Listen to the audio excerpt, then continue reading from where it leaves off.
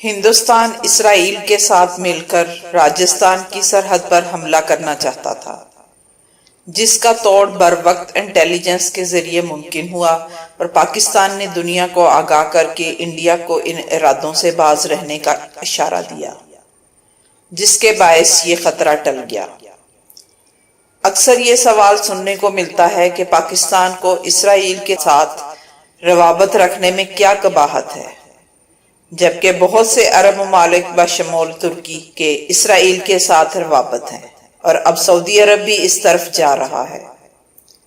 مسلم دنیا کے اہم ممالک اردن، عمان اور مصر کے اسرائیل کے ساتھ مکمل سفارتی تعلقات ہیں، لیکن پاکستان اسرائیل کو تسلیم نہیں کرتا اور اس کے اسرائیل کے ساتھ کسی قسم کے سفارتی تعلقات نہیں ہیں۔ اسی فہرست میں پاکستان کے ساتھ ایران بھی شامل ہے۔ پھر بھی یہ سوال سننے کو ملتا ہے کہ ہم اس سلسلے میں کچھ زیادہ حساس کیوں ہیں؟ ہم اسرائیل کو کیسے تسلیم کر سکتے ہیں؟ ہم اسرائیل کو تسلیم کیوں نہیں کرتے؟ یہ وہ اہم سوال ہے جس کا جواب جذباتی بھی ہے اور تاریخی حیثیت کا حامل بھی۔ 1947 میں اسرائیل کے بانی ڈیوڈ بن گریون نے قائد اعظم کو اسرائیل کے ساتھ سفارتی تعلقات قائم کرنے سے متعلق ٹیلی گرام بھیجا تو انہوں نے اس کا کوئی جواب نہ دیا۔ ان کے اس رویے سے یہ اخذ کیا گیا کہ پاکستان اسرائیل کے ساتھ کوئی سفارتی تعلق قائم نہیں کرنا چاہتا۔ یاد رہے کہ اسرائیل بھی پاکستان کی طرح مذہبی بنیادوں پر وجود میں آیا اور دنیا کی پہلی یہودی ریاست کے نام سے جانا جاتا ہے۔ سچ تو یہ ہے کہ اسرائیل پاکستان کو بطور اسرائیل کے لیے بڑا خطرہ تصور کرتا ہے۔ یہی وجہ ہے کہ پاکستان کے نیوکلیر بم کو اسلامی بم کے نام سے اسرائیل ہی نے موسوم کیا، اور یہ بھی ایک حقیقت ہے کہ فلسطین پر قبضے اور فلسطینیوں کے حوالے سے پاکستان کے خصوصی جذبات ہیں، جن کا خیال پاکستان کی ہر حکومت نے ہمیشہ رکھا ہے۔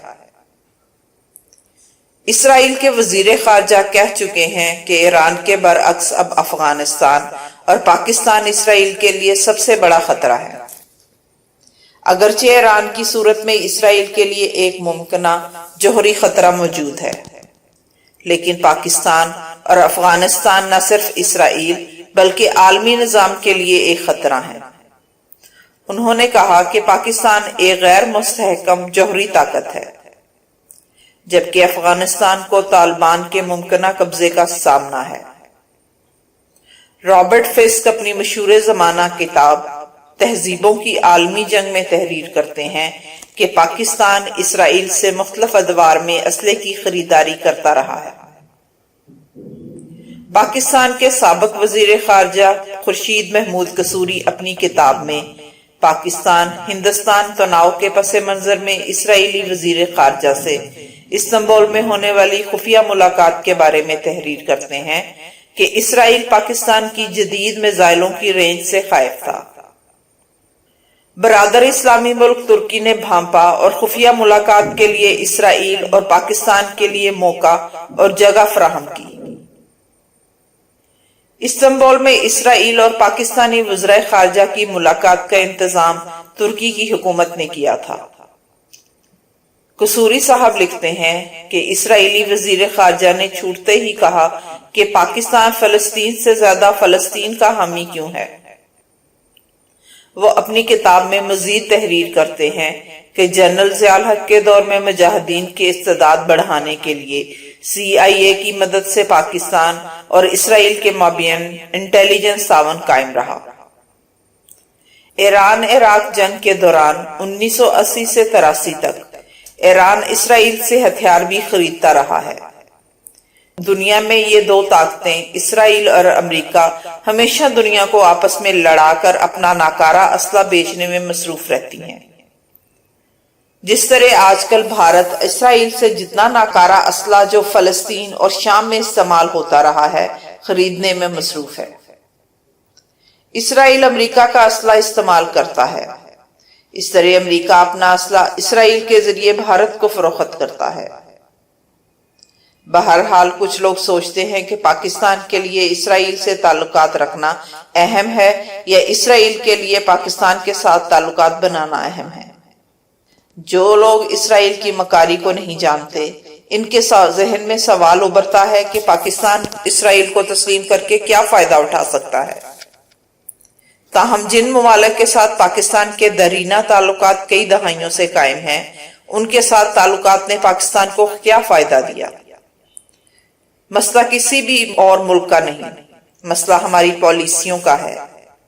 यही जाहल लोग कहते हैं कि क्या इसराइल को तस्लीम कर लेने से हम बराबरी की ताल्लुकात कायम कर सकते हैं। क्या दुनिया के 150 से ज्यादा ममालिक के साथ सफारती ताल्लुकात हमारी तिजारत को फरोग दे सकते हैं। क्या आज कोई एक भी मुल्क कश्मीर के मामले पर हमारे मौकफ की वाज़ेह हिमायत कर रहा है।